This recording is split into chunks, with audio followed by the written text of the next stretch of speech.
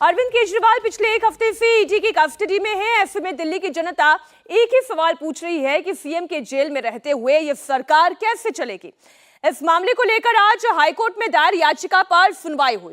केजरीवाल को मुख्यमंत्री पद से हटाने के लिए लगाई गई पीआईएल को कोर्ट ने खारिज कर दिया। बड़ी खबर यह आई कि कोर्ट ने कहा कि न्यायपालिका से जुड़ा हुआ ये मामला नहीं है, ये कार्यपालिका से जुड़ा हुआ मामला है, इसलिए इसमें न्यायिक दखल की जरूरत नहीं है।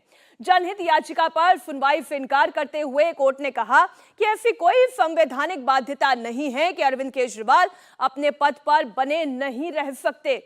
हाईकोर्ट ने यह भी कहा कि इस मामले को लेकर दिल्ली के उपराज्यपाल देखेंगे और फिर वो राष्ट्रपति को इसे भेजेंगे। इस मामले में कोर्ट की कोई भूमिका नहीं है। कोर्ट के फैसले से इतना तो साफ हो जाता है कि अब गेंद दिल्ली के लेफ्टिनेंट गवर्नर वीके सक्सेना के पाले में है। दिल्ली के उपराज्यपाल अपने बयान से पहले ही ये साफ कर चुके हैं कि जेल से दिल्ली की सरकार नहीं चल सकती। उपराज्यपाल के इस बयान के बाद ये अटकलें लगाई जा रही थी कि अगर अरविंद केजरीवाल इस्तीफा नहीं देते हैं तो उपराज्यपाल इस मामले में कोई बड़ा एक्शन लेने के लिए केंद्र को चिट्ठी लिख सकते हैं। देश के इतिहास में किसी मुख्यमंत्री ने अब तक जेल से सरकार नहीं चलाई है। फिलहाल अरविंद केजरीवाल ने ईडी कस्टडी से 2 आदेश जारी किए, जिस पर बहुत विवाद भी हुआ था। ऐसे में दिल्ली के एलजी का ये बयान इस लिहाज से बहुत महत्वपूर्ण हो जाता है कि क्या अरविंद केजरीवाल इस्तीफा नहीं देते हैं तो लेफ्टिनेंट गवर्नर राष्ट्रपति शासन लगाने की बात कह सकते हैं। सवाल यह भी कि अगर अरविंद केजरीवाल इस्तीफा नहीं देते हैं तो दिल्ली के एलजी के पास ऑप्शन क्या है। पहला ऑप्शन, जैसा कि हमने कहा कि दिल्ली में राष्ट्रपति शासन की सिफारिश कर सकते हैं। इस बारे में कानून क्या कहता है वो आपको बताते हैं।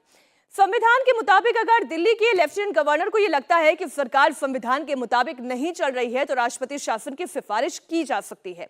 वो अनुच्छेद 239A का सहारा ले सकते हैं, जिसके तहत एलजी राष्ट्रपति से यह कह सकती है कि दिल्ली के मुख्यमंत्री अपनी ड्यूटी निभाने में अक्षम साबित हो रहे हैं। इसके अलावा उपराज्यपाल अनुच्छेद 239A के तहत भी राष्ट्रपति से सिफारिश कर सकते हैं कि अनुच्छेद 239A के तहत राज्य में संवैधानिक मशीनरी चूंकि फेल हो गई है और इस सिफारिश के अनुसार भी दिल्ली में राष्ट्रपति शासन लगाने के लिए यह धारा पर्याप्त है। दिल्ली में हुए शराब घोटाले में अरविंद केजरीवाल से पहले मनीष सिसोदिया और संजय सिंह भी गिरफ्तार हो चुके हैं।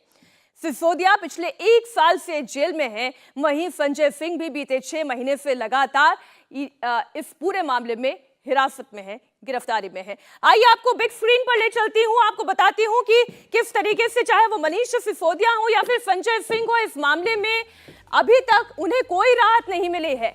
अरविंद केजरीवाल ने इसलिए आज कोर्ट परिसर से ही इस पूरे अवसर को भुनाने की कोशिश की। उन्होंने दिल्ली की जनता को ये जताने की कोशिश की कि देखिए, मैं तो किसी भी तरीके की जांच में सहयोग करने के लिए तैयार हूं।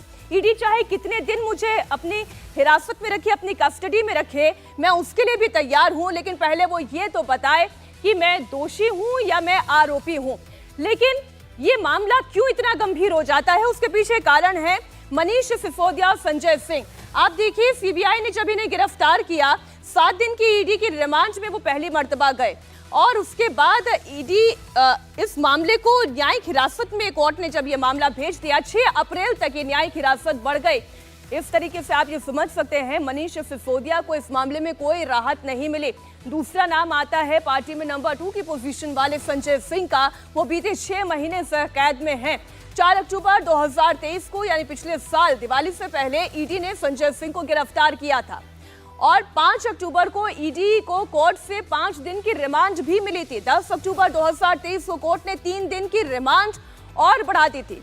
13 अक्टूबर 2023 को कोर्ट ने न्यायिक हिरासत में भेजा और उसके बाद से संजय सिंह बाहर नहीं आ सके हैं। और इस बार तो आम आदमी पार्टी के संयोजक दिल्ली के मुख्यमंत्री अरविंद केजरीवाल की ईडी ने 7 दिन की रिमांड और मांगी है और संभावना ये जताई जा रही है कि हो सकता है इस रिमांड को मंजूर भी कर लिया जाए। और अगर ऐसा होता है तो ऐसी परिस्थिति में आम आदमी पार्टी का काम कैसे चलेगा, ऐसी परिस्थिति में चुनाव के लिए पार्टी कैसे तैयारी करेगी और साथ ही दिल्ली के मुख्यमंत्री संवैधानिक पद पर बैठा हुआ व्यक्ति अगर जेल में है तो राज्य कैसे चलेगा, यह अहम सवाल है।